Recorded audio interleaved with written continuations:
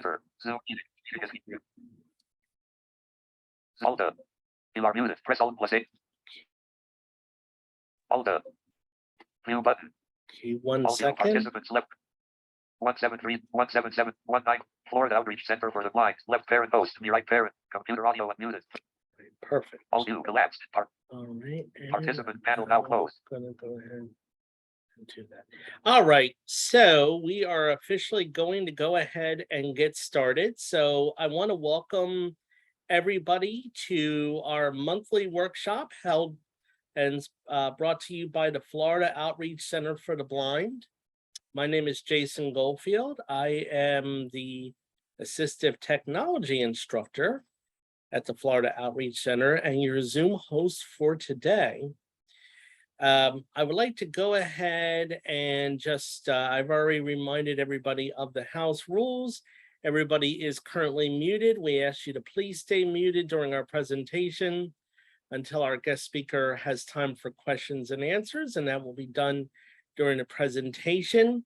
We'll use the raise your hand method for Zoom. We'll go over that and so forth. So without further ado, I'd like to go ahead and introduce our guest speaker. We are proud to have with us today Miss Judy Perot. She is a certified mobility instructor, and she has come today to talk to us about basic white cane techniques as well as guide dog techniques as well, and any other little surprises that she may have in store. So with that being said, Judy, please take it away. You can unmute.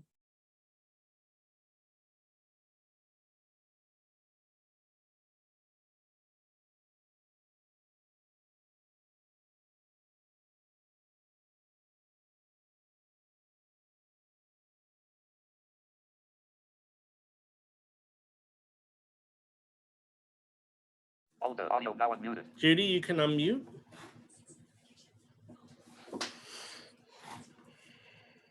All new expanded. Let's see. Let me help you here.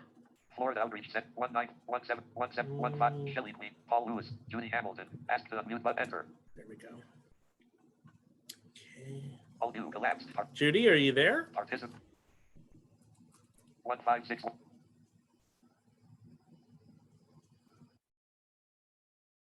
Judy, are you there? She is there. She is muted.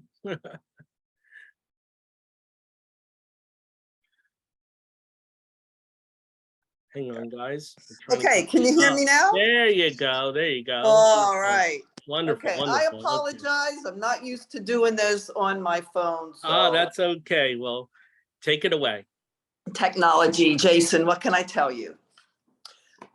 Okay, so welcome everybody. Again, my name is Judy Perot. I'm a certified orientation and mobility specialist, and I'm also a certified vision rehabilitation specialist.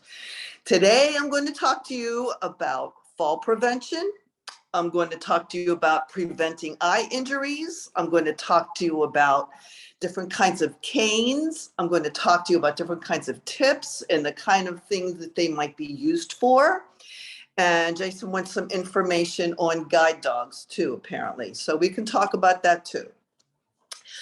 So I will pause every once in a while to see if anybody needs questions. And then I suppose Jason will unmute folks that may have a question. So I hope that's going to work for everybody.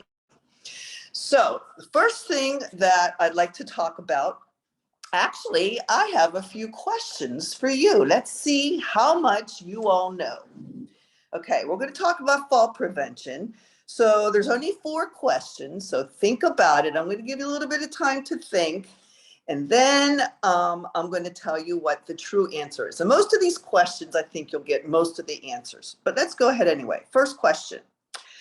Having low vision or a visual impairment is a risk factor for falling. True? False? I don't know. Well, I think you all pretty know the answer to that is true. Yes, having a low vision or a visual impairment is definitely a risk factor for falling. Second question. This is a tricky one. This question is the direct cost of falls for the elderly. Now, this is for the elderly. is $20 billion. Now, I'll tell you right up front, that's a wrong answer. The actual cost for falls, now this is basically medical, people who end up in the hospital, that kind of a thing, is not 20 billion. It's actually 50 billion, not million, billion. It's an awful lot of money. The next question number 3, falls can result in serious injury. True, false, I don't know. Well, we all know that you can get seriously hurt if you fall. So that's one of the reasons we're talking about fall prevention today. Last question, number 4. Getting a falls assessment is important for preventing falls. A falls assessment, trying to determine where you fall, if you're at risk for falling, those kinds of things. So the answer is true. Getting a falls assessment is important for preventing falls. So I'm sure you got most of those answers right, except for the one about the $50 billion. Not many people know that. Okay, so one of the things most people are concerned about is falling, okay? Usually every year, more than 1 in 4 older persons fall. Now, granted, we're talking about older persons, but everybody falls, and it's still pertinent to all of us. So 1 in 4 persons falls, but only less than half of them tells their doctor about it. And it's really, really important that you let your doctor know if you've fallen, because then your doctor can, well, we'll talk about some of that in a little bit, but it's very important you let your doctor know if you have fallen, because if you fall once, chances are you're going to fall again. It doubles your chances of falling again. So that's why it's really important. Now, like we said before, falling is costly. It's very serious. And when you fall, it can lead to broken bones, which we pretty much all know. Of course, it can lead to a head injury. It can lead to hip fractures, and it can lead to hospitalizations. And we don't want any of those. So that's why we're talking about this. And hopefully at the end of this, you'll have a better idea of how to keep yourself safe. All right. Now, not all falls are going to result in a serious injury, but 1 out of 5 does. That can be a pretty high number when you think about it. So if we have 10 people online, that means 2 of those people are more likely to fall in the next 6 months. So that's a kind of big number, I think. So some of the things that make you more likely to fall is having lower body weakness. That's in your hip, your legs, your knees, those kinds of things. So you got to keep your legs strong. And we'll talk about that in a little bit also. Another thing that could lead to falling is a vitamin D deficiency. Now, you can get vitamin D out of a lot of things. You can get it from broccoli, believe it or not. You get it from the sun. You get it from milk. You can get it from cheese. You can get it over the counter in a pill. But we're talking about vitamin D in your system, not vitamin D that you're going to take over the counter from an over-the-counter supplement. Other things that can result in falling is if you have difficulties walking or difficulties with your balance. That's another thing to consider. Sometimes medications that you're taking can affect your balance and how steady you are on your feet. So you want to be aware of those things too. And of course, vision issues can impact your likelihood to fall.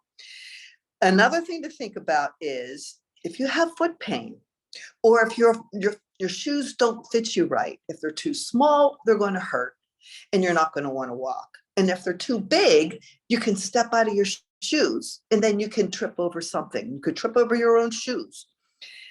Something else to consider along the same line is if you have diabetes and you have neuropathy in your feet, again, you're not going to have that feeling in your feet to know exactly what's under your feet. So you need to be really, really careful about that if you have diabetes and if you have neuropathy. Hazards in your home can also contribute to the likelihood that you're going to fall. We're going to talk about those in a little bit also. And another thing to consider is your hearing. if you have vertigo, if you get dizzy, those kinds of things. A lot of people don't know this, but you have fluid in your ears. And when you're walking, say if you're walking with your cane and you're looking down and looking up and looking down and looking up, that can offset the fluid in your ears, and it can cause you to get dizzy or a little lightheaded or something like that. So when you're traveling, if you're looking ahead, which is what you should do when you're using your cane, if you have some vision, is to look ahead because you want to see what's coming at you. But if you're looking down and looking up and looking down and looking up, it can make you to get a little dizzy. So just keep that in mind as you travel, okay? So here are a few things you can do to keep yourself from falling. The first thing is speak up. Let somebody know. Tell your loved ones, because they're going to want to know if you've fallen.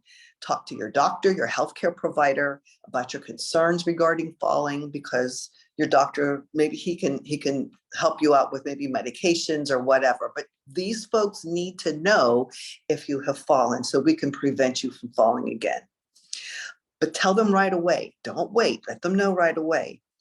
Another thing you want to do is keep a list, an updated list of all your medications, including over-the-counter things that you might take. If you're taking whatever you might be taking over the counter, let your doctor know that. When you go to see your doctor, make sure you have a list of your medications and your over-the-counter, whatever you're taking from over-the-counter supplements. Because some of those things can cause dizziness or nausea. And a lot of times, a lot of those over-the-counter medications can interfere with your prescribed medications, and you really don't want that to happen. So let your doctor know if you've fallen, let your doctor know what medications you're taking. You may have like your PCP, that's your general doctor, but you may go to maybe another doctor. He doesn't know what your primary care doctor prescribed, or vice versa. So make sure all of your doctors know everything that you're taking, including over-the-counter things too. Now, if you are lacking in vitamin D, which we talked about a little bit ago, talk with your doctor. He can check you to determine what your level of vitamin D is in your system. And if it's too low, maybe he'll want you to take some vitamin D supplements. Okay. Vitamin D helps to keep your bones strong. It helps with muscle and nerve health also. So you might want to consider getting your vitamin D levels checked, just to make sure that your bones are strong, your nerves are good, your muscles are good. Just to make sure. Another thing that you want to do is get your eyes and your feet checked. Like, you got to get your eyes checked once a year, but you should also get your feet checked once a year too. Okay, if you're wearing prescription glasses, make sure your prescription is up to date. If not, an old prescription can really lead to falling too, because then you can't see where you're going, and you definitely want to have your current prescription. Don't hold on to your old prescriptions unless you're using it as a backup, but you really want to keep your prescriptions up, your eyeglasses up to date. Again, have your doctor check your feet once a year. Okay. Talk to your doctor about the proper footwear. Maybe the shoes you're wearing aren't the best shoes for you. And if you need to, you might want to see a foot specialist just to make sure. Okay. Another thing that you can do, and this is important too, to keep you from falling, is to keep moving. You got to move. As you get older, you really got to move, because if you don't move, you're going to get stiff. You sit too long.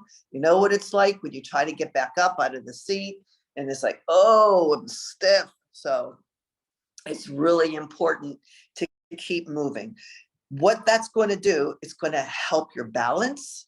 It's going to help strengthen your legs, and that will help to prevent you from falling also.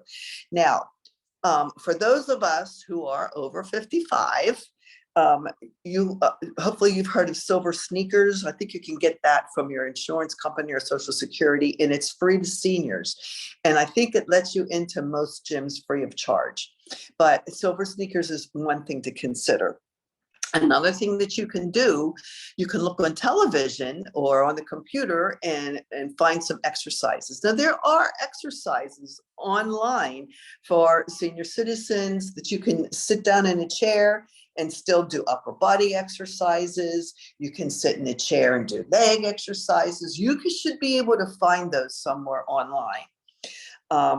So that's something that you might want to consider. But exercise and movement's really, really important, especially as we all get older. And also, before you start any exercise program, make sure you talk with your doctor, because maybe he can recommend some exercises for you or tell you some exercises not to do or to be careful when you're doing those.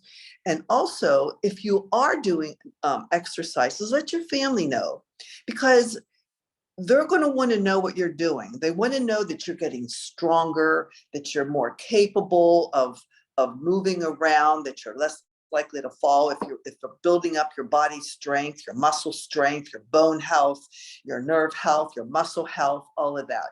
Your family's going to want to know that. So make sure you let them know that. Another thing that you're going to want to do is keep your home safe. Here's a couple of suggestions that you can do to keep your home safe. Make sure your floors are clutter-free. Make sure you don't have any cords running from one side of your room to the other side of the room, because we all know you can trip over those. So just be careful with that. If you have throw rugs, like in the kitchen, in the bathroom, wherever, in the hallway, make sure that your throw rugs have a rubber backing on them. If they do not, you can get double-sided tape. Double-sided tape is sticky on both sides. So you can put one side of the tape on the throw rug, and the other side will be on the floor, and that should keep the rug from moving. You really don't want a rug that's going to be moving around, because easily you can fall very easily. So keep that in mind. In your bathroom, make sure you have grab bars. Grab bars are a really good thing, but they're no good if they're loose. So make sure your grab bars are solid. Make sure they're sturdy up against the wall. And you want grab bars next to your tub, and you want grab bars next to your toilet too, so that you know you can stand and not worry about whether you're going to fall or not. But again, make sure that those grab bars are sturdy. Another thing that you can do, if you have staircases or steps in your home, or if you're in an apartment and you have steps, make sure that you have handrails on those steps. Again, handrails are good, but they're no good if they're not sturdy. So make sure that those handrails are sturdy. Another thing that you want on your stairs is good lighting. Make sure you have good lighting. So you want to be able to know where that next step is. And this is really, really important so that you do not fall. Getting back to your handrails, if they're not installed the right way, you might want to call a professional or somebody to install those, so that you know that they're sturdy. And another thing concerning light, if you have a lot of light coming through your windows, a lot of times natural sunlight can cause glare. It can cause glare on your tabletops. It can cause glare on your floors. It can cause glare on your television screen or your computer screen. So if you have a problem with glare, you probably want to have curtains, or you want to have mini blinds or something like that on your windows to cut down on some of the glare. So Jason, that's all I have on fall prevention. Do you want to see if there are any questions on any of that before I move on?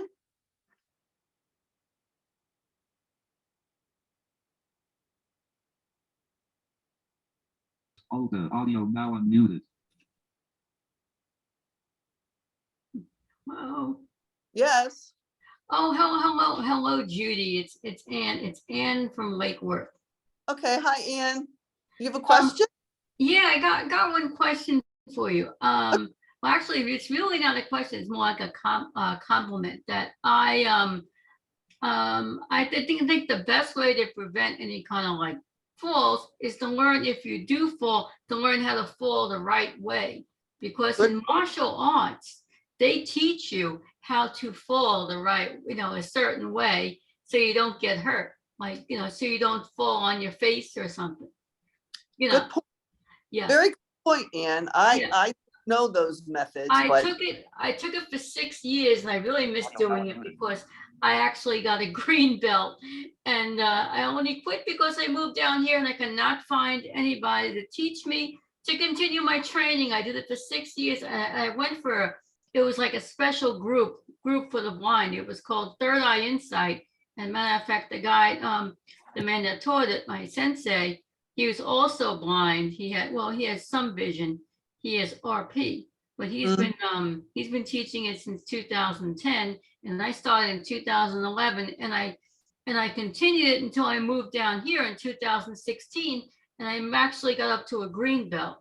So yeah, I miss doing all that stuff because it really helped with, it helps with your balance. It helps with if you have a blood pressure problem like I do, it helps with your blood pressure, right, and also I gotta make sure you eat right. right. Eat fruit every day. It works. Yeah. That's a really good point, Ann. And I know there's a blind jiu-jitsu instructor in Miami, but that's Miami. I don't know what they That's have. Miami, yeah. I don't want to go all the way to Miami to take. I don't blame you. No. I got one more thing for you. Sure. I was using I had a mobility instructor from the Lighthouse who was teaching me because I never really had good mobility when I lived in Mount Sinai, New York. So I had a really good mobility instructor. You might know him, Steve Matson. No, I don't think I do. Yeah. Well, he's Is he still in he's New very York? good. Is he still in New York? No. This is here in Florida. It's the Lighthouse. Oh, okay. I'm sorry. Go ahead. Yeah, and I get stuff through the Palm Beach Lighthouse for the blind. Uh-huh. Yeah. And so what happened was I was using my cane one day, and I don't know what happened, but Mom and I were coming out of the dentist's office. I was using my cane, and Steve and I had just gotten finished with a lesson on, those parking things. Oh, those things in the parking lot that trip over? Yeah, those stupid things. Yeah, I know what they are. Yeah, those, I had an aunt that fell over one of those things and broke her leg or her arm or something. I'm not And surprised. I think she actually sued or something like that. And, some places are getting rid of those stupid things. I wish Florida would just go ahead and just get rid of them because our dentist office has that. And I don't know what happened. Something scared me. I think it might have been the thunder or something. And I started walking. And I don't know, I wasn't using my cane right, but I fell over the stupid thing. The stupid thing. And well, I didn't really get hurt. I just, banged my knees and my finger, and that was it. But I mentioned it to Steve, and I said, your lesson worked because he showed me a way to get around those things. Uh-huh. Well, Yeah. Ann, what might have happened, and it's just a guess. I don't know because I wasn't there. It's just a guess. Yeah. Since you said you were probably startled by the thunder or whatever. Yeah, I think that's what happened. That's probably what happened. And then you lost your concentration. Yeah, I think that's what happened, Judy, because, and I mentioned it to Steve, and he's like, oh, okay, we'll make a little mistakes once in a while. It's really, and it's really Oh, important. As you travel, you're really concentrating on what you're doing. There's I so much. usually do. Yeah, there's so much to be aware of when you're walking. Oh, yeah, I know, yeah. So yeah, and when you lose your concentration, yeah. I know that's probably what happened. I probably got, and it really wasn't a big clap of thunder. It just said, and it was no rain. It was just thunder. I guess the thunder just got me. I got scared of the thunder. I think that's what happened.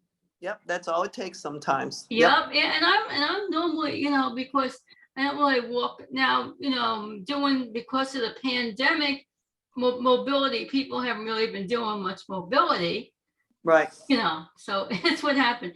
Okay, I'm gonna. Okay. Any that's other? my story. Thank you, Ann.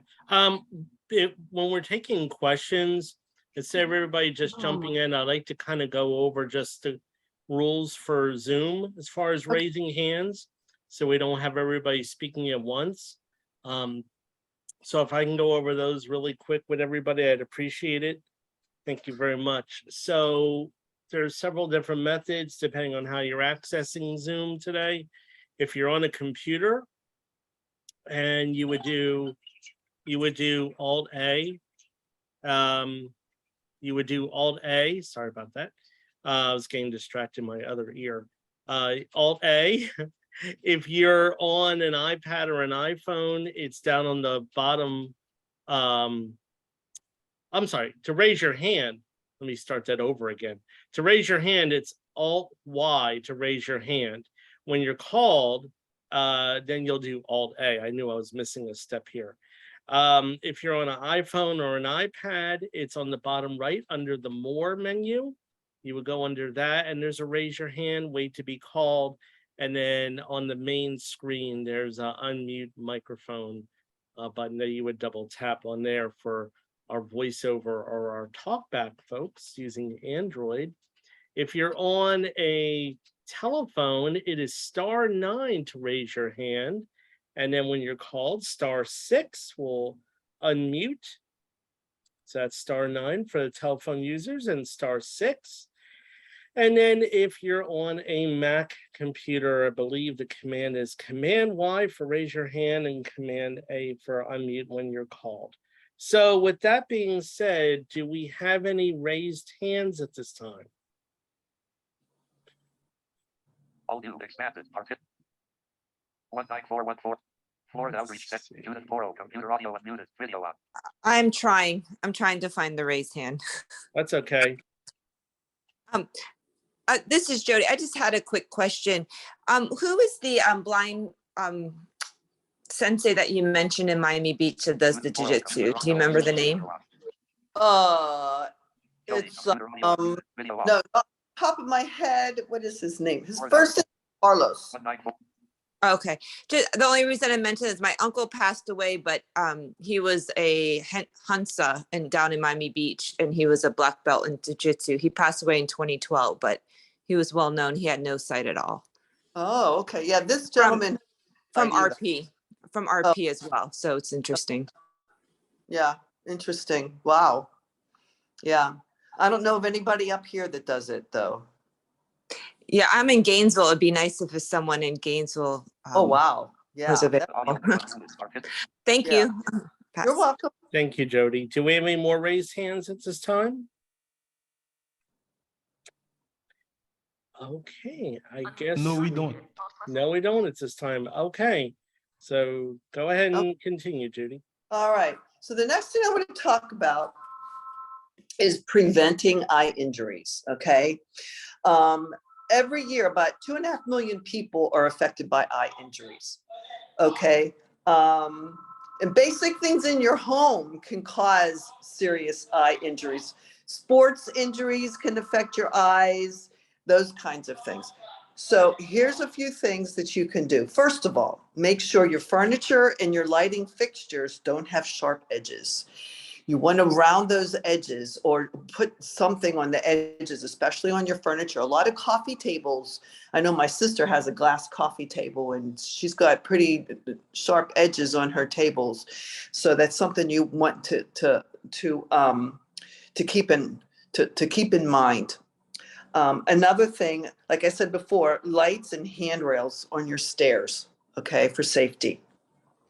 If you drink wine or any other carbonated beverages, be very, very careful when you open those because the cork can go right into your eye. So just be very careful. And even sometimes the liquid inside might get into your eye. So always point it away from you if you can, or have somebody do it for you. if you, when you're, say you're cleaning your house or whatever, make sure you wear goggles if you're using, hopefully you're not using liquid bleach, but a lot of cleaning agents can cause eye injuries. So be very, very careful whenever you're using any of those cleaning agents in your home. When you have a spray bottle, make sure that nozzle, put your finger on that nozzle and make sure that nozzle is pointed away from you. When you're cooking and you're using spray pan, make sure you find out where that nozzle is and point it away from you. Nothing like spraying spray pan in your eyes.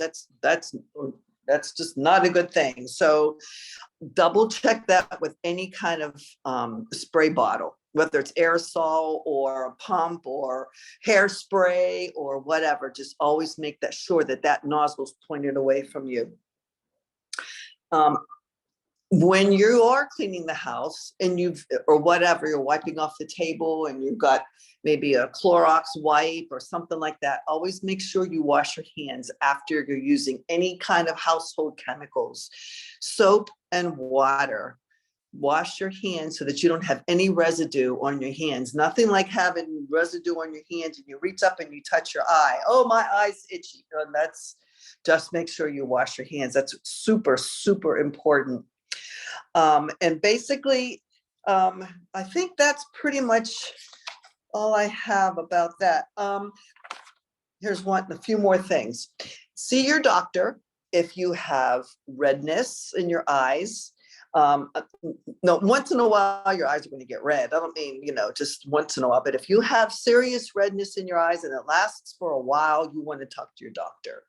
If you have swelling in your eyes, of course, you want to go to your doctor. If you find that your eyes are tearing, there's a lot of tears in your eyes, a lot of water, make sure you talk with your doctor about that too. It's really important. If your eyelids are tired and achy and they're real heavy, talk to your doctor about that too. Okay, that's really important. And especially if you have any eye pain that lasts a long time, even, a few hours, make sure you talk with your doctor. You don't want to have any eye pain. For those of you who have some vision, if you have problems with focusing, talk to your doctor. Maybe you need a new prescription or whatever. Talk with your doctor about that. If you have muscle spasms in your eye or your eyelid that lasts a really, really long time, talk with your doctor about those things too. So if you get a lot of headaches pretty frequently and you get a lot of headaches, talk to your doctor about that too. That could come from any number of things. And finally, you ever have an eye injury, don't try to treat it by yourself. Don't do it by yourself. Go see a professional. So I think that's all I have on preventing eye injuries. Jason, do you want to open that up to questions? Hold the audio now unmuted. Sure, we can do that. So with that being said, do we have any raised hands? Please use the raise your hand method. Remember, Alt-Y on the PC, and then *9 on the telephone for raise your hand, on iPad or iPhone, on the more screen on the bottom right, and on the Mac. 15617144143 raised hand. And We have on the one. Mac, we have that. So yeah, we do have a raised hand. Last four numbers are 4143. Yep. And thank you, Manus. Mhm. I made Manus, who normally helps co-host with me, so he's helping me out. So appreciate that. So 4143, last four numbers, *6 will unmute. So go right ahead.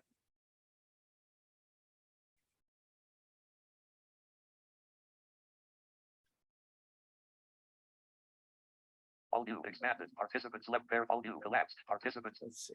Participants 4143. channel now closed. All new expanded. Participants. Let's see. Florida outreach sent 156 lower hand button. Ask to unmute button. Enter. Let's see. We'll do that. Just sent 4143 a request to unmute *6 into your telephone user. Unmute *6.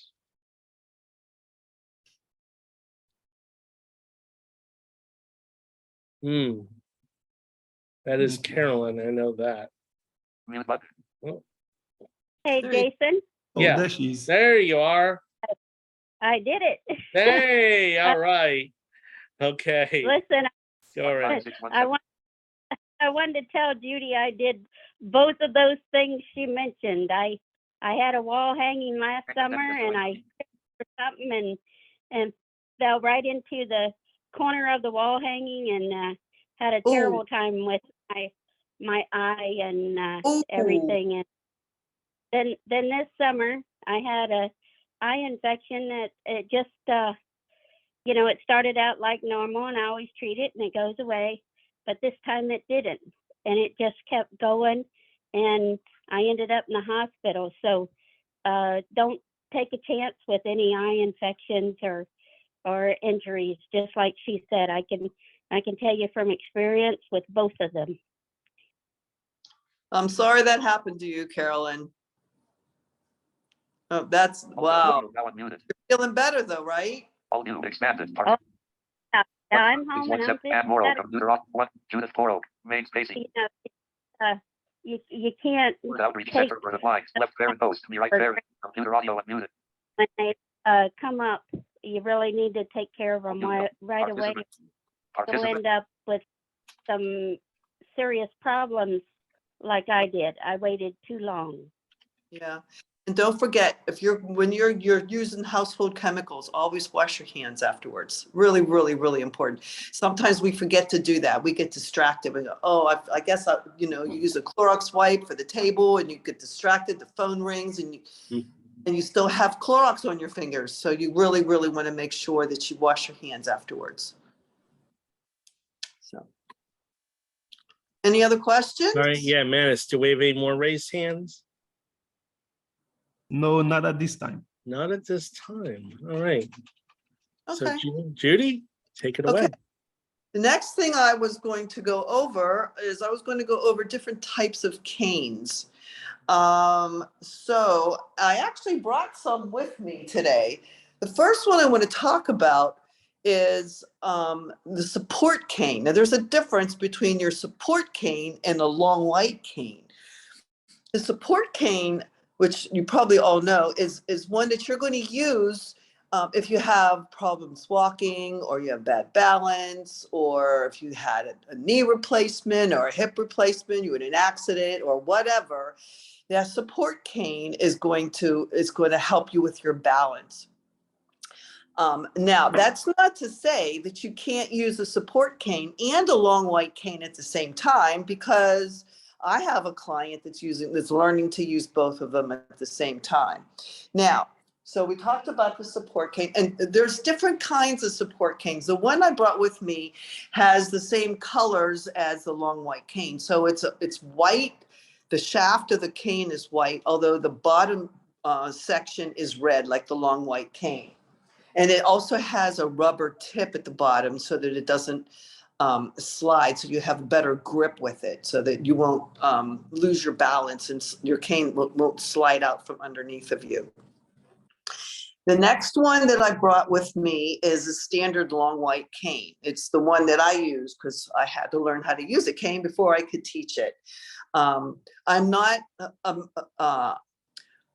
blind. I'm not legally blind. I do wear prescription glasses, but I do have a cane of my own because I use it to demonstrate to other clients, especially like when you're descending stairs or things like that. So that I use my cane a lot, just in teaching. The other one that I wanted to talk with you about, the one that I have is an aluminum cane, and it folds. Not all canes do fold. Some support canes will fold. Some of them won't. Most of them will fold usually in some way, but some of them don't. My long white cane does fold. Mine's in 4 sections. I think it's a graphite cane. They come in different kinds. We have aluminum. You have aluminum canes. You have graphite. You have the what's it called? You have the what's it called? I always forget the name of this one. It's a fiberglass cane. Now the fiberglass cane, at least the ones that I'm familiar with, have a longer joint on them than the aluminum cane or the graphite. And I've had some issues with some of the aluminum canes that because the joint in them is so short that sometimes the elastic gets worn.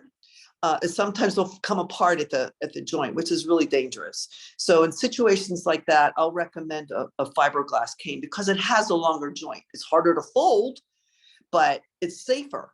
So that's something to think about.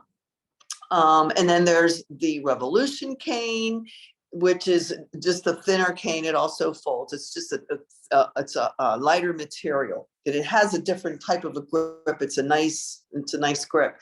Another cane that a lot of people are learning more and more about is something called the no jab cane. I don't know if you've heard about this. It's called the no jab cane. You can get it on Amazon.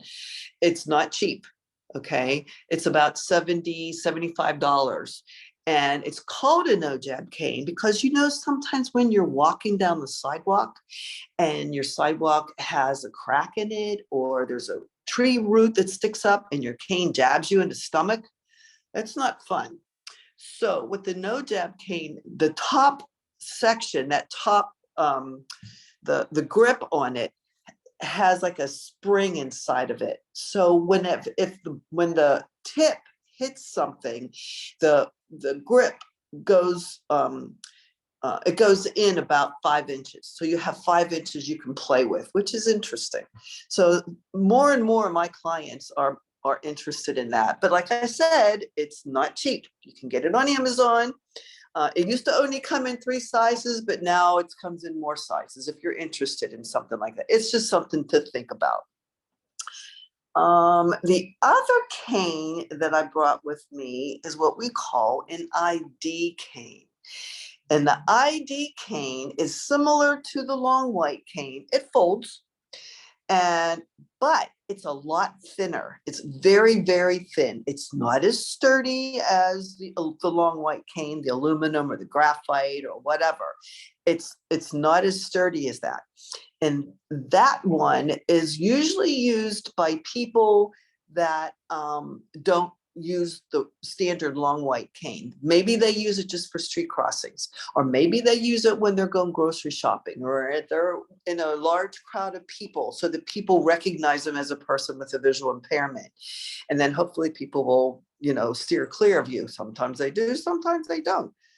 So it's interesting because, at least for me, I've noticed a lot of people, like if you're at a grocery store, they don't see your cane because they're too busy doing what they're doing and they don't see your cane.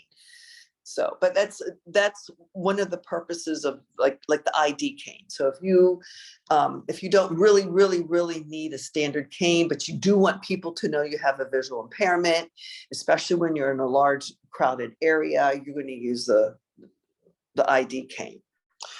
And the last one I have is the NFB cane. Now the NFB cane, a lot of people like that too. The NFB cane does not fold. It's long, it's very, very light. A lot of people like it because they get a lot of information from that cane.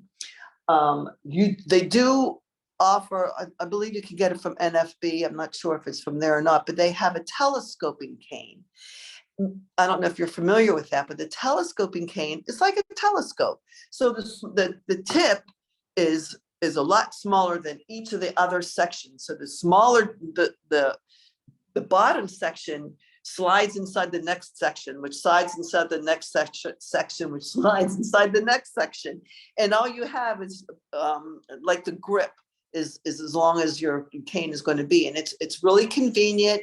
You can stick it in your pocket or your pouch or your bag, backpack, whatever. And the thing to keep in mind if you're going to have a telescoping cane is that you want to make sure that whenever it's extended, that it's locked, that it doesn't collapse on you. That's one of the things you really need to be concerned about with the telescoping cane. Getting back to the NFB cane, the NFB cane it typically should come to your chin or your nose. That's typically the way it's instructed. I was not instructed that way, so I don't use the NFB cane. I use the aluminum cane or the graphite or the fiberglass or whatever. That's what I'm usually used to. Now, if you're going to use a standard long white cane, aluminum or graphite or fiberglass, you want that cane to come to your chest, or you want it to come to about your armpit. The NFB cane is going to come up higher because that's the way it's taught. But the standard cane should either come like to your chest or to your armpit. Now, if you're a fast walker and your skills are really good, you might want your cane to be a little bit longer, but that's going to depend on you and your O&M. So you talk to your O&M about that. So those are all the canes. I am next going to talk about different kinds of cane tips. Your standard cane comes with what's called a pencil tip. It's just a plain old blunt tip, and that's why it's called a pencil tip. It's like the tip of a pencil, more like the eraser end of a pencil, not the sharp end. Of course, it doesn't have a point. It's just a blunt. It's just a blunt tip, and that's typically how your cane will come. The next tip up from that is called a marshmallow tip. It's not soft like a marshmallow. It's the shape of a marshmallow.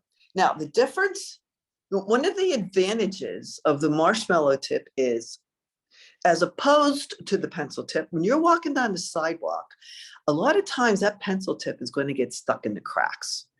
It'll get stuck in the elevator, it'll get stuck on the cracks on the sidewalk, and the marshmallow tip is less likely to, although it does too. It can get stuck in those cracks too. I'm not saying it won't, because it will. So we've talked about the pencil tip, we talked about the marshmallow tip. The next one up from the marshmallow tip is a rolling tip. It's a little bit bigger than the marshmallow tip, and it spins. Now, as an O&M, I don't ordinarily have my clients use a rolling tip because I don't want them to roll the cane on the ground until they've learned how to stay in step and stay in rhythm.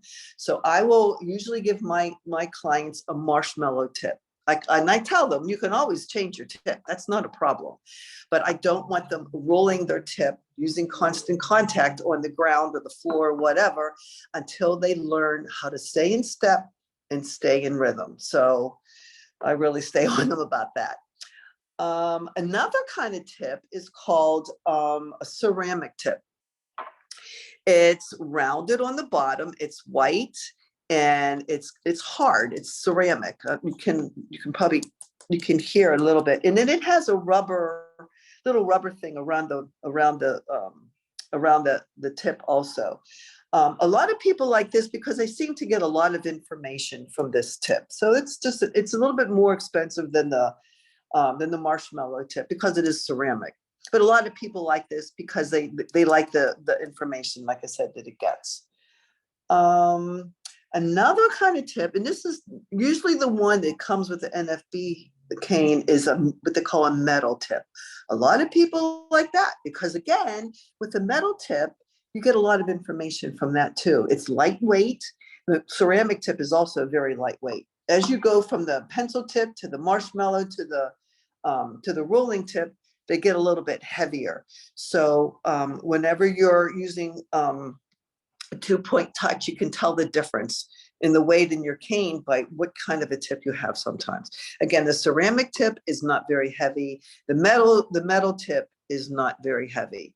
So we've talked about all of those. Now I'm going to talk about 2 other ones that actually, one of them I'm finding more and more my clients seem to like. It's called the ball tip. It looks about the size of maybe a tennis ball, or maybe smaller than a tennis ball. It's bigger than a golf ball, but it spins also like the rolling tip does. And a lot of people like that because even with a rolling tip on the sidewalk, that can get stuck in the cracks too sometimes. But if you have a ball tip, chances are that's going to roll right over the cracks in the sidewalks. So it's something to think about. It is a little bit heavier. It's heavier. It's maybe about the same weight as the rolling tip, but it's just something to consider. Again, I'm just telling you this to let you know what's out there, because everybody has different needs. Everyone likes things other than, than other people. I'm going to tell you about one more tip. This is called it's called a Dakota disc. Dakota disc. Oh, the ball tip comes in either white or red, by the way. The Dakota disc almost reminds you of a Frisbee, but it's about, let me see, it's rounded on the bottom. It's rounded on the bottom. It does have a hook, so it'll hook onto your cane. It's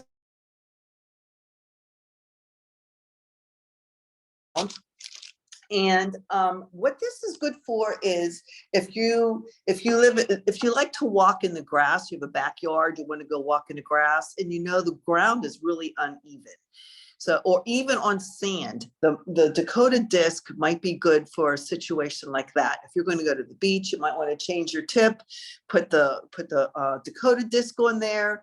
It'll glide over the sand. It'll glide over the grass. Like I said, how the ground is uneven, and so those are some of the things that you could use the Dakota disc for. I don't see that a whole lot. I don't see a lot of people going for that. But if we live near the beach, and if you go to the beach, you might want to consider that. I mean, you can use your cane, I guess you can, but I think the Dakota disc might be easier to use on the sand. So, Jason, that's all I have on canes and tips. Hold the audio now unmuted. All righty, that's good. There was even though I'm Paul Lewis raised hand. and hang on, we have some questions. We'll get to those in a second. Although I'm really a guide dog user and all that, and I've used the white cane, obviously. There's a lot of those tips I've heard of, but there were a few, especially the last two you mentioned, I never even heard of. So that's interesting. So The disc? The disc, yeah, especially the last one. Never even heard of that one. So yeah, that's great. Mm-hmm. So anyway, but we do have some raised hands. We have at least one raised hand. Do we, Manus? Yes, we have Paul.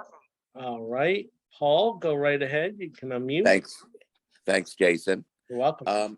I wanted to talk about the cane that the NFB gives away, the one that goes up to your chin. Yes. I found when I was volunteering at my local lighthouse, some people use that cane. And since you were talking about falls before, one of the negative things about that is the fact that you can't fold it. And when people are not using the cane, what do you do with it? Good point. I've seen people try to lay it across someplace, and the cane just slips down, and it can be a hazard waiting to happen. That can create a lot of unfortunate or unnecessary accidents because you don't have that ability. And one of the things I use, whether to me the ID or the support cane are interchangeable, usually used by people who are low vision, who do not necessarily need to sweep. And it was very hard to find one of those that you could actually fold, but I was able to find one in one of the catalogs, and I find that very useful. So you can actually put it away in a smaller size. Right. So, Paul, I work with people who use the NFB cane, and in answer to your question, usually what they do is they put it in the against the wall or a corner, wherever they are. If you're going into a car and you have an NFB cane, you're going to put it on the seat behind you, closest, right by the door. when you're in a car, because I mean, where else can you put it? It's because it's so long. But generally, that's what they suggest. Put it next to you by the door if you want to pass side, or if you're sitting behind the driver, you can still put it alongside the door and you still have access to it. But if you're in a room, say you're, for example, Audio now on mute. of the outreach center. So if you're going to be here in the kitchen and you're using an NFB cane, you can position yourself maybe by a corner so that you can put your cane in a corner so that it's out of the way but still within reach. Or again, sometimes, you know how sometimes a wall has the molding around it?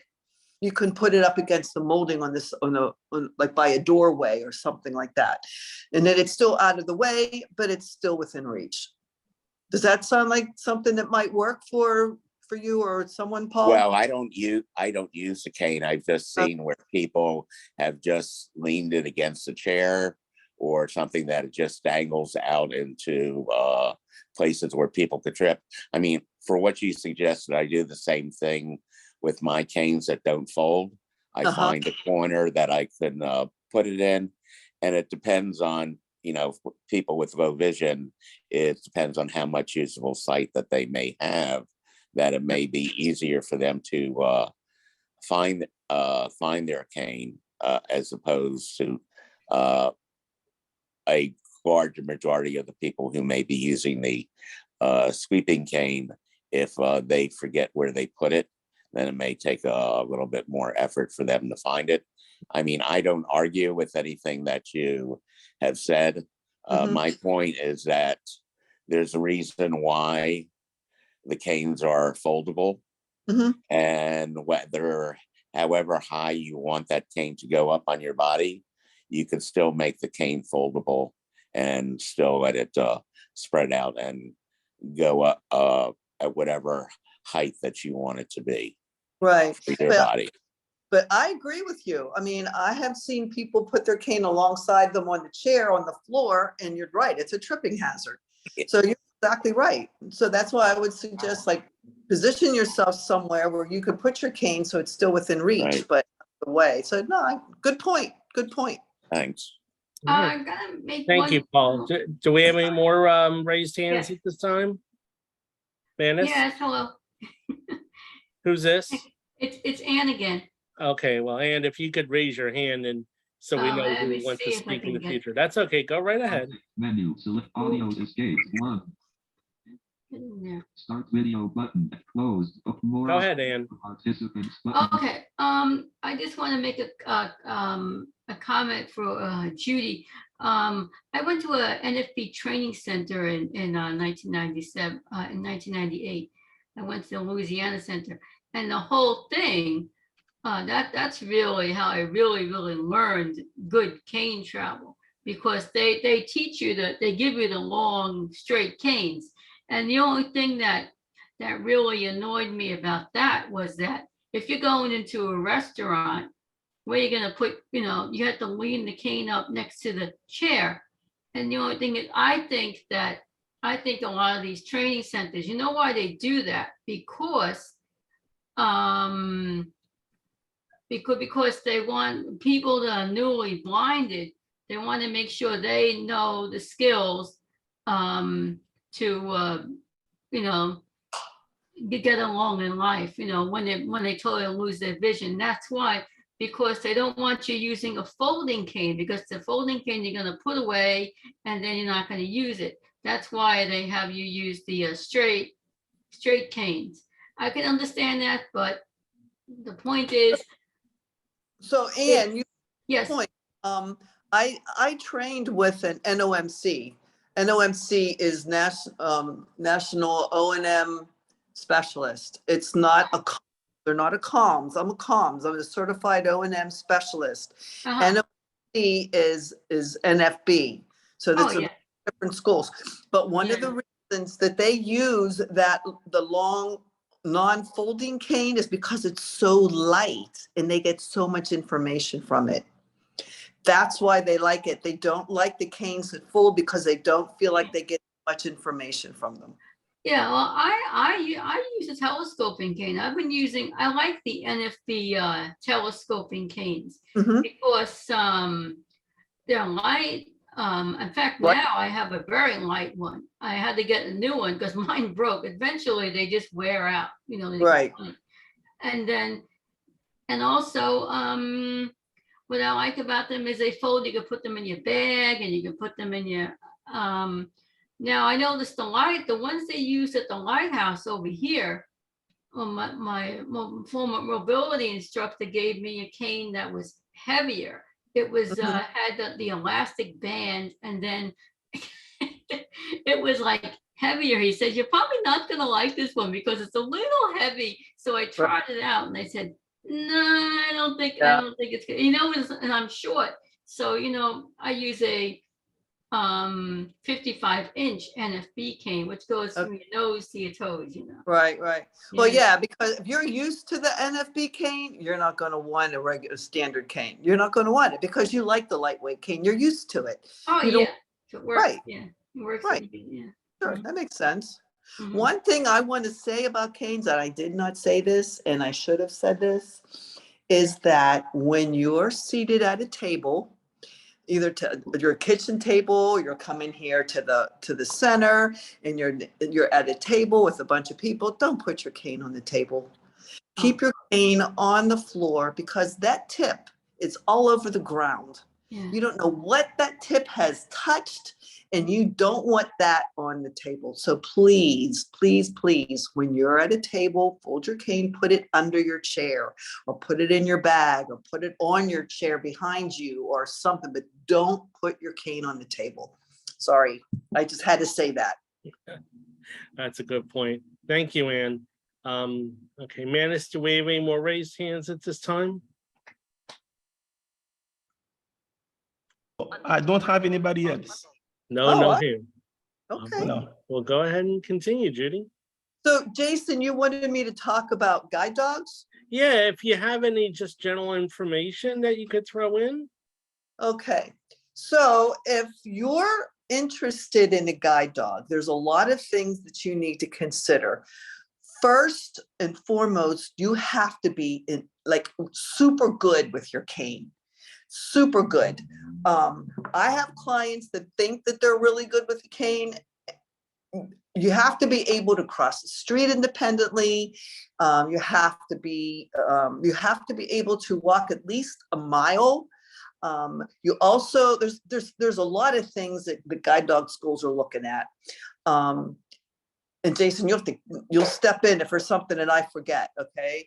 But I have clients that, for example, we have a client now that wants to get a guide dog, but he's not working and he's not going to school. If you're not doing any one of those things, chances are you're not going to get a guide dog because your dog is supposed to be working and he can't be sitting at home while you're doing whatever.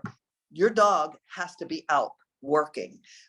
You will be required if you're not working full time to take your dog for a walk every day. That dog needs exercise. That's why you have to be working or going to school or something to get that dog out, get him exercise.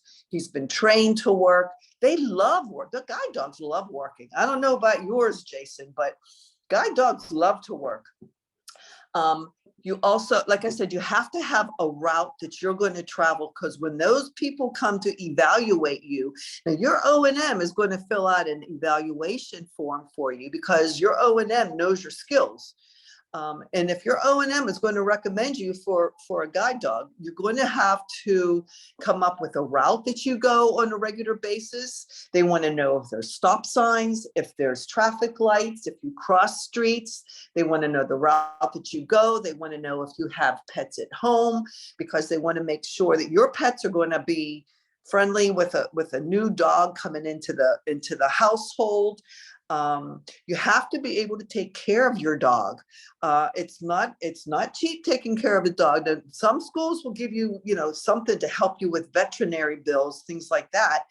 But your school will teach you all of these things. They'll teach you what to do whenever your dog has to go to the bathroom, how to determine where the where the feces are when you go to pick them up, because you're going to have to pick them up.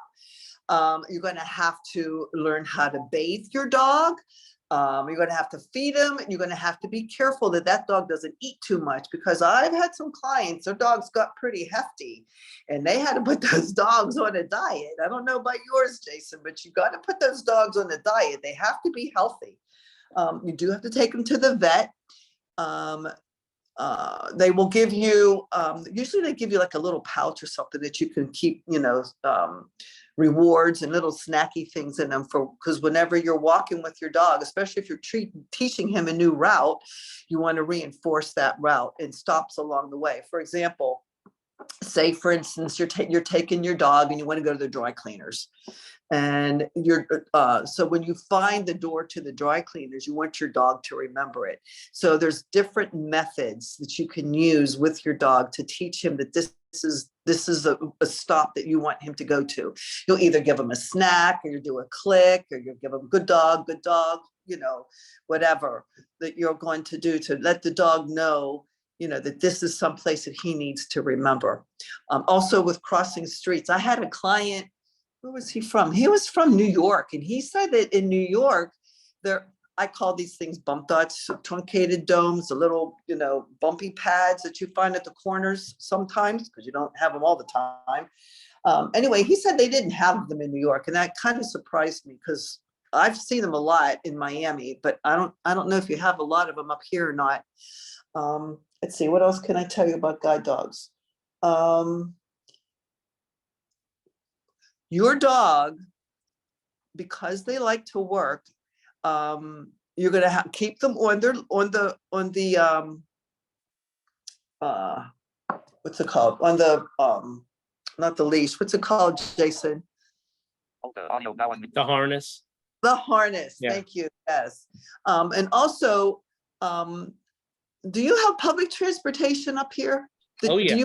Okay. Yeah. When you're riding public transportation with your dog is going to sit between your feet, under the seat between your feet. I had a client one time, we were on a bus and his dog was sitting underneath his feet, but there were people coming in with rolling carts, and I thought, oh my gosh, that poor dog's paws are going to get stomped on. And I felt so bad for that dog. I had to tell my client, push his feet up underneath the seat. Oh, I was so afraid for that dog. But if you do have a dog, or you're planning to, and you're planning to use public transportation, make sure your dog's paws are up underneath, not in the middle of the aisle. That's like really, really important. Also, if your dog's working, don't let people talk to him. Don't let them pet him, nothing. That dog is working, and that dog is trained to work. If someone wants to talk to your dog, they need to talk to you first. And that dog, and you have to give that dog permission to be able to interact with somebody else. But if they're working, chances are you're not going to give them permission, unless you're going to take the dog off the harness and just leave them on the leash. Let's see. Is there anything I'm missing, Jason? I'm sure there's a bunch of. Well, one thing I just want to kind of say is that, a lot of people ask, well, what is better, a cane or a dog? Good point. And honestly, I really think that comes down to personal preference. And like you said, just have to reiterate it. Before you get training with a guide dog, you absolutely must have good O&M skills, because when you go to a guide dog school, those trainers at the guide dog school are not there really to teach you O&M skills. They're there assuming you know how to do that. Your job is to already have those skills. But once you've had a guide dog, I'm on my 4th. So I'm a big guide dog user person. And also I've been a white cane user. So I've used both ends of the spectrum. And to me personally, I feel that a dog, for me, in my situation, is better. Then again, there are some people who have tried it and they say, oh, it was great, but not for me. And there's some people who just don't want to do it at all. They'd rather just stick with their cane. And that's perfectly okay. There's no right or wrong way. There's no right or wrong answer in regards to that as well.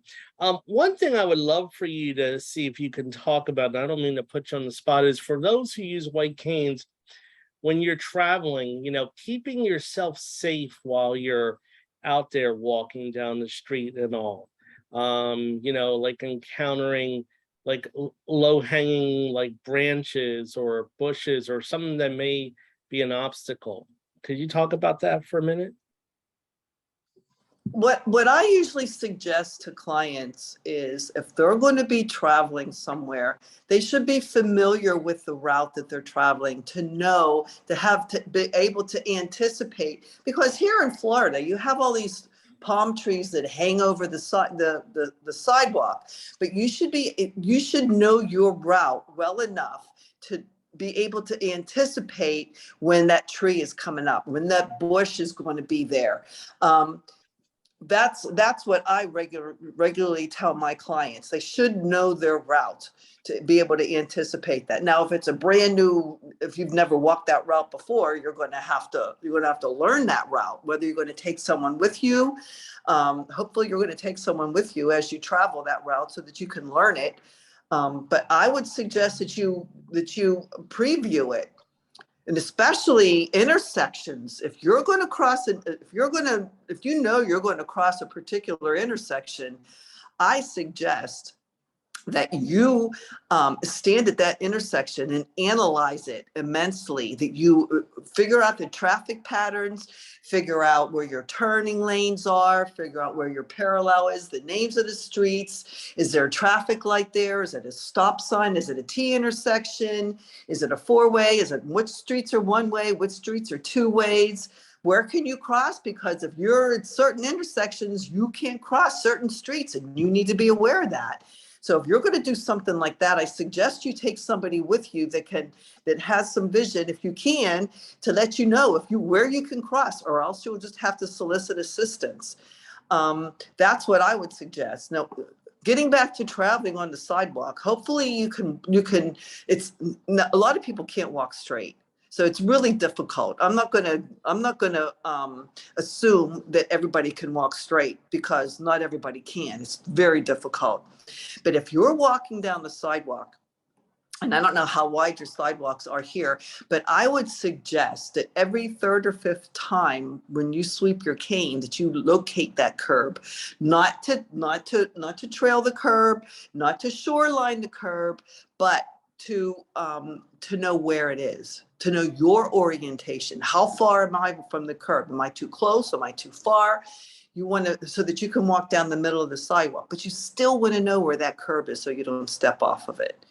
What do you think, Jason? Anything else? Well, and in regards to, you were talking about crossing streets and all, you brought up an interesting point, and I've experienced this both as a guide dog user, as well as a white cane user.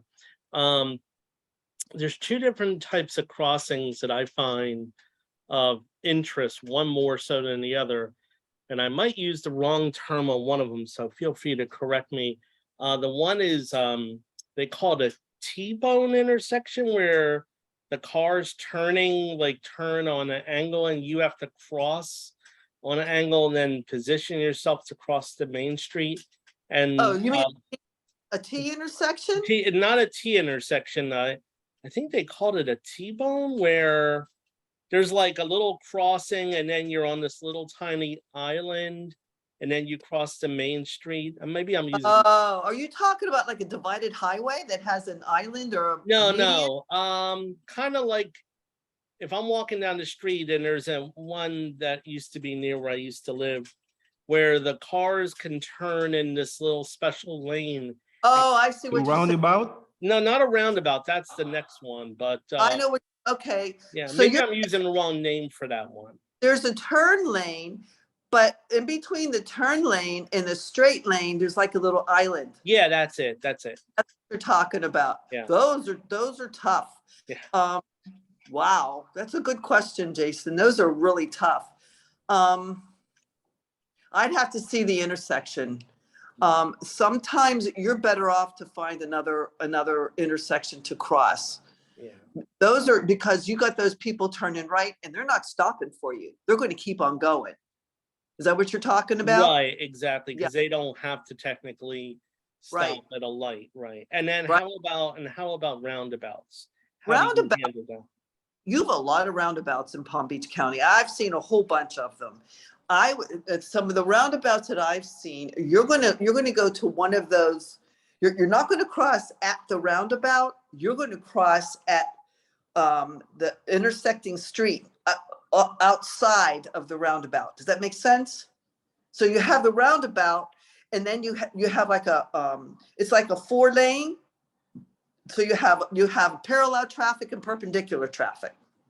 You with me? So, okay, so you're walking up the street, you're coming to a roundabout. Your parallel traffic's on your left, your perpendicular traffic's in front of you. Okay, and you want to cross.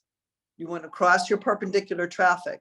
You want to go around the corner. You don't want to cross at the roundabout. You want to cross at that, either the perpendicular or your parallel. You don't want to cross at the roundabout. Does that make sense? It does. Okay, It does. that's what I would suggest. Yeah. I was just wondering how you handle that with people, because I know they're always tricky and can be very challenging for people. Yeah, they really can. They're very tricky and they're all over the place. Yeah. Let's see if we have any questions at this time. Manis, do we have any raised hands? Anybody have No, any we do question not. for Judy about anything that's covered so far? No, no questions at this No, time. no, wow, okay. I have a question, but I couldn't find the raise hand. Okay. And who's this? Oh, this is Shelley. Oh, hi, Shelley. Go right ahead. Hello. Okay, well, just to make a couple of comments, I've had experience with a intersection called a scramble. Have you heard of that, Judy? Oh, Well, yeah. what they ended up doing, because I used to live in California, and what they did, and there's a lot of traffic by the school where I went to school, so they installed the talking signal, not the Mhm. cuckoo one, the other AP. one. APS. Probably. It's been a long time since I crossed it, but APS is audible pedestrians. So that's the one that says, wait. yeah, wait. exactly. It says Signal is on wait. cross. Yeah, yeah, exactly. Yeah, That's and then it. down, hopefully. Yes, go ahead. I mean, it wasn't hard once you got used to it because everybody's sitting at the same position, but you have to really use your sound cues or you'll end up Yeah. walking down the wrong street. So just Right. if you guys ever find those. Yeah, And we I haven't. have one haven't- in mind. We had to go and check it out because it was new to us. I don't like it. I don't like it because you're trained to cross with your traffic. You're trained to cross with parallel traffic. And you have no traffic at those scrambles. Yeah, that's true too. There is no traffic, and there may not be traffic on one side, so you sort Right. of have to use the other side if there's anything. But what I did when that happened, because it would happen, Yeah. I would use the signal, the beeping. Uh-huh. You had to Well, yeah. use that You should be beacon able- sound.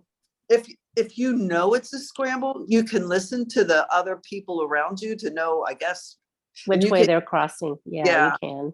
you can solicit assistance, or the scramble should, it should have an audible signal so that as you're crossing the street, you should hear the signal across the street so that you had something to head to, you know what I mean?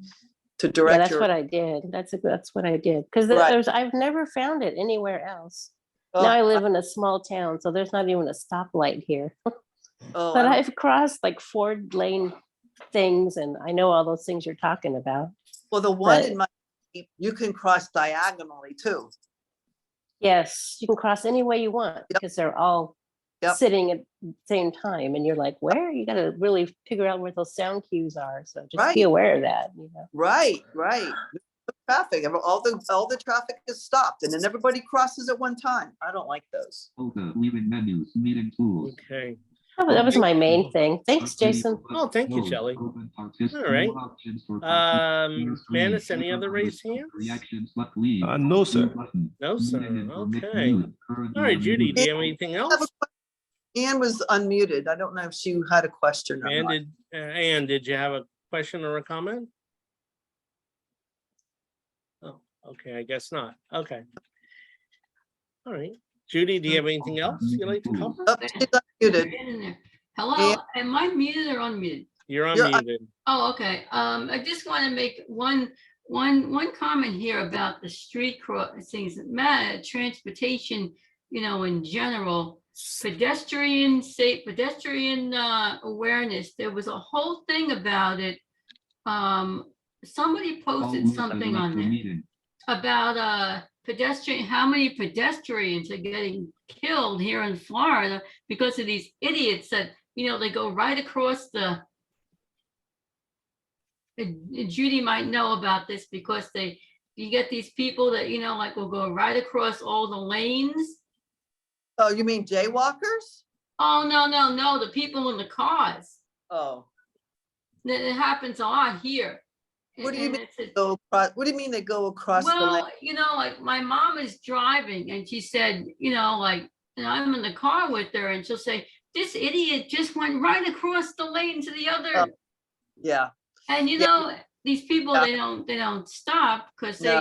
there's no left turn, because in Florida, they don't give people the, they don't know how to make left turns, in Florida, it's a little different. New York, they always gave it a right away, in Yeah. Long Island, right away, yeah, no problem. But it just seems that in Florida, people do what they want to do when they want to that's do it. that's the point I'm making, yeah. No, I agree. I've seen it. It's ridiculous. I saw somebody just today go all the way across 3 lanes. On the Yeah, that's highway. what happens. And you know what it is? People that are, and that's why they say a lot of pedestrians are getting killed here in Florida. I mean, it's not, well, it's all over, yeah, but here Right. especially because you got all these people that, and then the cops don't enforce the laws. You get the idiots that speed, Yeah. Well, the other thing that I see is people jaywalk. Oh, yeah. They're not Oh, yeah. crossing the crosswalk. They're jaywalking in the middle of the street. No, Hmm. that's a lot of the reason I think people are getting hit by cars. They're not crossing where they're supposed to. They're not crossing at the intersection. Yeah, but They cross- sometimes they're on the crosswalk and people, that's happened to people too. Well, Yeah. a lot of what I see is people jaywalking. I see a lot of that. Mm. Okay. Thank you, Ann. Right. Do we? That's all I have, Jason. Well, Unless that's all there's, you have. Okay. Yeah. I was just Any- about to ask if you had any last things that you wanted to cover. no, not unless there's something else anybody wants me to Yeah, talk about, or any questions? Anything else you'd like me to talk about? Yeah, does anybody else have any comments? Feel free to raise your hand so we can recognize you, or any other comments, questions, concerns, anything like that? don't have Anybody any raise raised hands, hands. Manus? No No, raised nothing. hands. Shelly of Bell's raised Oh, hand. okay. Hang on Oh, 1 second. I have somebody. actually, we do have Uh, somebody. That's Shelly. Shelley, go right ahead. Okay, thank you. I was gonna say about the canes. I've actually used the NFB cane, the really light cane. Uh-huh. And I've also used the folding cane, and I think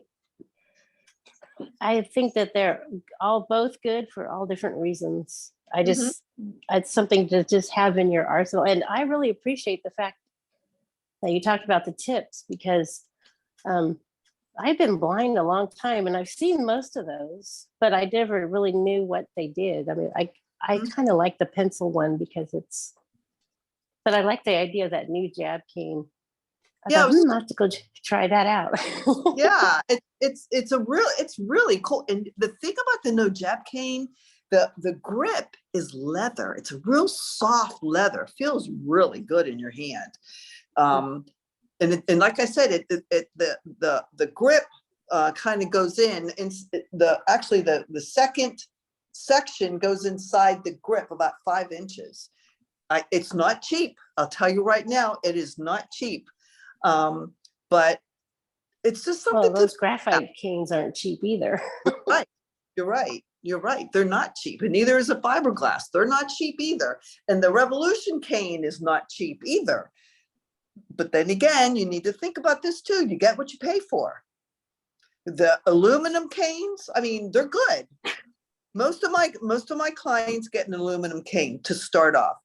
If the aluminum cane comes apart at the joints, which it does, I've seen it many times, then I'll get my client a fiberglass cane because it has the longer joints. Again, the fiberglass cane, because the joints are longer, it's harder to fold because you got to pull it. You have to use a little bit more muscle. So Yeah, it's I've just- used the aluminum canes. I actually like them the best, but they don't Uh-huh. last very long. So I You're- always try to have a spare because right. I'm going to lose one. I mean, I've lost them in traffic before, so I know, course. I know that's all Yep. about. Yep. So, but they're all really good for. Yeah. I have a light now. The NFB, you might know this already. They have a free white cane program, Yeah. and they'll send you a cane. And when I moved here, I was on my last paycheck, and I thought, well, I better just get one. So I have a lightweight cane, but I use it as a spare when I don't have another one. So, but I do like it. It's Except always, it gets wet in your hand. That's the only thing I don't like. oh, really? Yeah, I was wondering about the no jab cane if it does that. If it gets wet in your hand because it's leather. Of course, if it's leather, it might not do that. It might not. I don't know. The leather has holes in it. That would probably breeze, and that would be better. It's real soft. It's real like kid leather, whatever they call that. It's really, it's a nice grip. It's really nice. Thank you. Thank you, Shelley.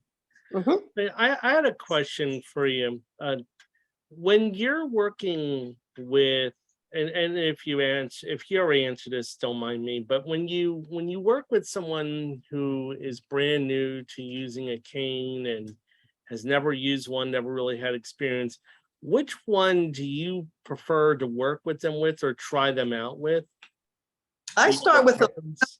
out with the aluminum because it's cheaper. Some of my clients will only be with me a couple of weeks and then they just drop out. I don't know. They just lose interest or whatever happens in life. I start with an aluminum cane, and I like to start with a marshmallow tip because, like I said, I want them to hear the tapping. I want them to learn to stay in step and stay in rhythm. And whenever when you're using the marshmallow tip with the aluminum cane, I tell them every time you step, you tap. I want them to hear it. I want them to feel it. I want them to get that rhythm, so that as they're walking, it's like riding a bike or whatever, that muscle memory kicks in. That's what I want them to learn. I don't want to give them a rolling tip because they're going to start rolling it on the ground and they're not going to cover both sides. They're not going to stay in step. So I hope I answered your question. Oh yeah, you did. Okay. Thank you. I'm tough when it comes to that. I'll tell you straight up. My clients will tell you I'm tough. I try to make sure that they stay in step, stay in rhythm, cover both sides. If they're walking down the sidewalk, every 3 or 5 times, find that curb so you know where that curb is, so you don't step off of it. So those are the things that I'm really a stickler on those things. They call me Mean Miss Judy, by the way, because I'm really tough on my clients. I spy on, and if they're not doing something right, I'll tell them straight up. So That's all right. It's called tough love, that's exactly. Yeah. All right. Before we conclude and then have some announcements and of course our door prize, Oh, do that's we right. have any last questions or comments? Hold up. Anybody? No? Audio settings. Start Wait with one go. second. No More raised options. hands. Share screen record on. No raised hands. Okay. Well, Judy, first of all, I want to thank you so much for coming on here today and sharing all this great and valuable information. I know I've learned some things personally that I didn't know, and and reinforce some of the things that I kind of already know. But I really want to thank you for your time and your presentation today. I really found it extremely valuable. So Oh, wow. Thank you. No problem. Thank you Enjoyed it. so much. I enjoyed it. I love what I do. I love O&M. Yeah, and I don't think I've had a chance to meet you at the at the Florida Outreach Center. So hopefully I can one day. I'm never here. I came once or twice and I met Manis and I met Carolyn and Frank, and that's it, I think. Okay. Yeah. Okay. Yeah. Well, hopefully you can come up one day when we're all there. So I'd love to. That would be Yeah. great. yeah, that would be great. So, all right. Well, thank you so much. So with that, we have a few announcements. First of all, as I said, this meeting was being recorded today and it's available. It will be available on our Florida Outreach Center for the Blind mailing list. If you're not a member, we'd love for you to join. It's free. So there's no cost or obligation. It's a listserv through the groups.io mailing list. To join, you send a blank email to Florida Outreach Center, all one word, the +sign, the word subscribe, SUBSCRIBE, at groups, GROUPS.io. And when you do that, you just send it right off. You'll get a automated message back just telling you to reply. Just reply to it. Don't put anything in there, send that, and then you are joined. So we'd love to have you join us. We send on all sorts of information. Also, we will have a full written transcript of this meeting as well that we put up on the Florida Outreach Center for the Blind mailing list as well. So we send out information about upcoming workshops, other activities that we do, other programs, services, and any other valuable information. So we'd love to have you join. Also, Manis, I'm gonna put you on the spot here. Did you want to say anything about anything else that we're doing? We have our book club coming up. We have a book club that we do once a month on Zoom with the same meeting information that we have today. So that will be on The 31st. Wednesday, yeah, the 31st The of August, 31st, last mhm, Wednesday at of 3 the p.m. month, 3:00 p.m. Eastern time. So, and the book is Girls Stolen by Yes. April Henry. It's a short book. It's only like 4 hours and some minutes. It's a really good book. I read it. I liked it, and that will be over Zoom. That's ran by our Talking Books manager, Sarah Smedley. It's a nice informal open discussion. So usually it lasts about an hour or Is less. there an email list to get on for that? Like, so you know what books are? on We the- send that out. Yeah, we send that out on, she does send that out also, but we also publish that on our mailing list as well that I had just mentioned. Okay, is there a way of getting in contact with the person who mails it out? Yeah. I can give you her information. So her name is Sarah Smedley, and the phone number is area code. Hold on. Oh, okay. Sorry, That's okay. ready for information. Yeah. Sorry. Okay, go ahead. What is it? Okay. So Sarah Smedley, her number is, hopefully I get this right. Yeah, I got it. 561 area code 649 5500. Great, thank you. You're welcome. So we'd love to have you join us for that. And you can just. And it's called Girls Stolen, the one, and it's That's always, the name of the book, and it is on Bard. If you're a Bard user, it definitely is on Bard. is it so- always the last Wednesday of the month? Yes, it is. No matter how many Wednesdays? Right. That is Last correct. Wednesday of the month. At 3 p.m. Unless, yeah, at 3 p.m. Eastern, unless noted otherwise. So we try to Perfect. keep that pretty consistent. Great. You're welcome. Manis, do you have anything else you want to share about our No, Tuesday that's program? about it. That's about it. So we're ready to do the door prize. Okay, all right. So I'm gonna turn this over to Manis, and we're gonna give a door prize out to one lucky winner. So Manis, take it away. All righty. And I would like to ask Ms. Judy to pick for us a number between 1 and 11. Judy, One. pick it. Okay, 1 and 11. Let's do 8. Number 8. Number 8. Number 8 is phone number that ends in 0025. Oh. 0025. So if your phone number ends in 0025, could you please unmute with *6, since you're a telephone user, and say who you are? Last 4 numbers 0025, *6 to unmute.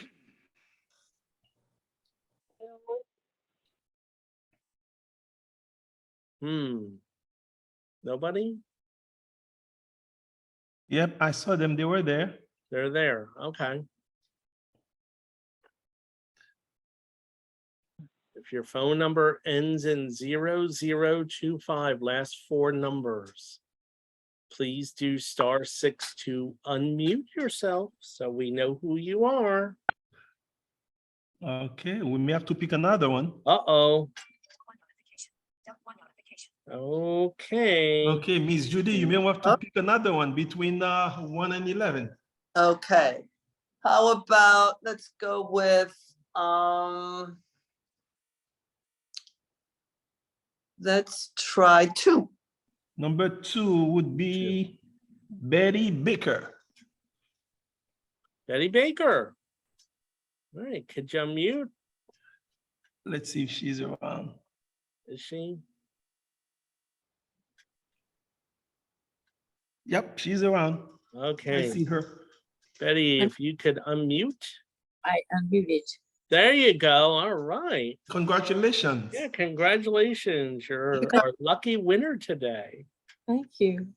All right. And we know who you are and we know how to get a hold of you. So, 194-144. so we will get with you on your door prize, and congratulations. Thank you very much. That's Sure. a really surprise. Oh yeah, there you go. Hey, that's what it is. Luck of the draw. So, all right. Well, thank you. 1772807. All right. Well, thank you so much, guys. We really appreciate everybody coming out. We will have our next workshop next month. I'm not quite sure. We had a couple of them that we had lined up, and I don't remember offhand who it's going to be. But we will definitely send out announcements regarding our next month's workshop. It will be on the 3rd Thursday of the month. Hey, Jay. the Oh, yeah, next there you go. workshop- The next workshop will be Foundation Fighting Blindness, Oh, there you go. and they Okay. will have the latest research Oh, on all the different eye conditions and, what they've found out. oh, wonderful. All right. So everybody heard that. So Foundation Fighting Blindness. So that should be a really good workshop, guys. So please feel free to spread the word. We will definitely send out announcements regarding that as well. So love to have you come back and join us. All right. Well, thank you very much, everybody. Shelley Bells has left the meeting.